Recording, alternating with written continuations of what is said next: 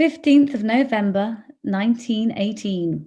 My dear Daddy, many thanks for your nice long letter and also for the cheque, which I was very relieved to see. It saved the situation beautifully. Of course, it's just my luck to have been away from home both at the beginning and at the end of the war. We managed to make things pretty lively here. I was just returning to the Rad from a little stroll downtown in search of coffee when I met two excited people on bikes who had got some inkling of the truth. They rushed off to the GPO to see if the official intimation was out. They returned to say that it was really true and there was no more work for that day. We routed everyone out of the Rad and swarmed into the High and the Corn. I don't think any of us quite believed it. I know I didn't.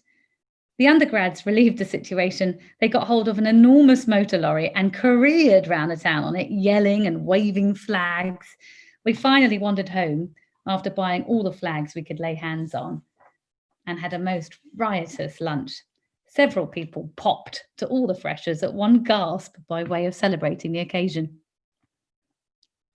After lunch, the whole hall processed round Oxford, headed by the senior student with the gong and the hall banner.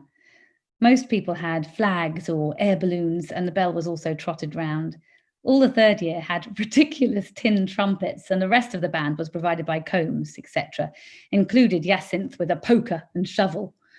We got ringed round by the Balliol men and some of the Hertford cadets, which was great fun. We serenaded Miss Coate, who was now history don at Somerville, and extracted one of our number from the Cadeno, where she was lunching with friends. Then it began to pour, so we went home. That night, the undergrads lit several bonfires, and of course, we went out to see them, the bee and all. We had to go in twos, neither more nor less.